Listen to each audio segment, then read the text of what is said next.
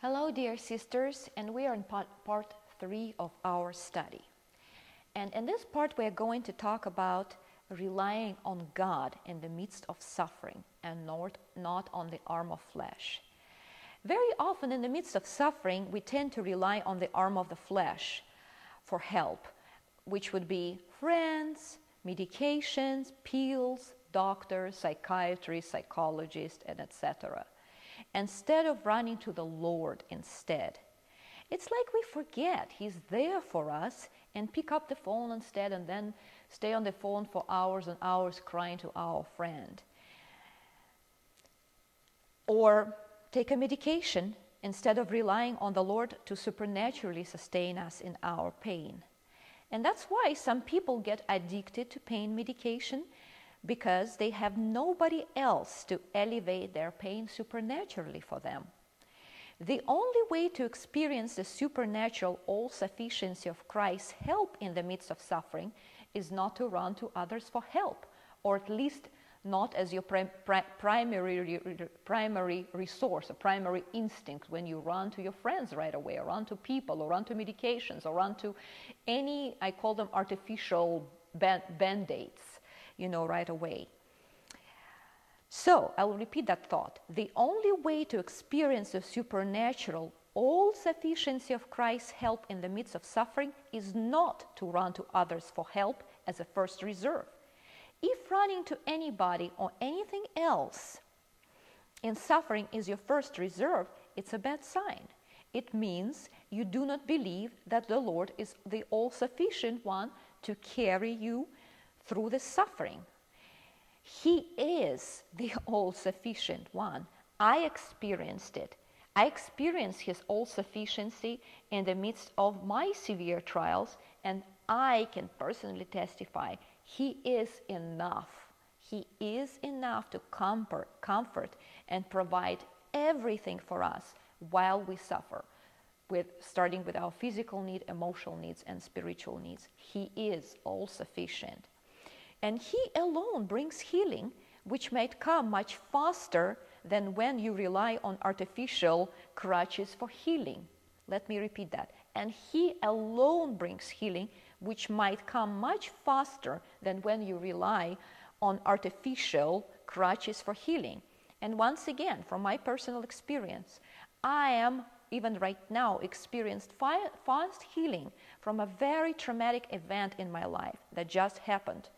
And I am convinced why I'm experiencing such a fast healing is that I ran primarily to the Lord for healing and comfort. I didn't rely on my friends. I didn't rely on psychiatrists, books, pills, anything. I ran to the Lord, and He is the one who is healing me. Let us look at a couple of scriptures. Psalm 26:1, "Judge me, O Lord, for I have walked in my integrity. I have trusted also in the Lord. Therefore I shall not slide."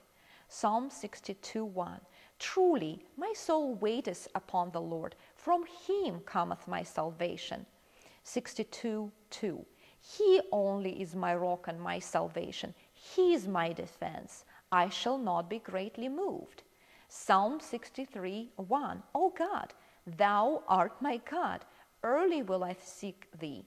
My soul thirsteth for Thee. My flesh longeth for Thee in a dry and thirsty land where there is no water, to see Thy power and Thy glory, so as I have seen Thee in the sanctuary." Psalm 46:1, "God is our refuge and strength, a very present help in trouble." 46:2, Therefore will not we fear, though the earth be moved, and though the mountains be carried into the midst of the sea." Psalm 50:15, "And call upon me in the day of trouble, I will deliver thee, and thou shalt glorify me." 63:7, "Because thou hast been my help, therefore in the shadow of thy wings will I rejoice." And many, many, many others. If you are truly passionate about bringing glory to the Lord in your suffering, run to Him for help, encouragement and comfort and sustaining grace, instead of people or other means that put a temporary band-aid over your wounds. People, even with their advice, even with their comfort, which sometimes, of course, there is a place for that, no doubt about it, but do not make people and their consolations your primarily resource, your primarily, desire to run to them. Let it always be the Lord, the Lord, the Lord, and the Lord. Because He's the one, when He heals, He makes a complete healing. And people only can put a temporary band-aid on your wound. They cannot bring a complete healing to you from your wounds and from your pain and from your broken heart. The Lord desires to bind your wounds and heal your heart. He alone heals the brokenhearted, and nobody else or nothing else can do that. Please remember that. Learn that verse by heart. Remember this verse, Psalm 147:3. He healeth the broken in heart and bindeth up their wounds. He is the only one who will bind up your wounds. He is the only one who will heal your broken heart in the midst of your excruciating pain. Nothing else. No medication in the world can do that. No psychiatrist, no counselor in the world can do it. He is the one. You need to allow Him to do that work. And by running to the people, sometimes we prevent Him from doing that work. We run to every, means possible instead of coming to Him. So please, dear sister, remember, this was our part 3. Rely on God and Him alone to bind your wounds, to heal your broken heart, and to comfort you in suffering instead of the arm of the flesh. God bless.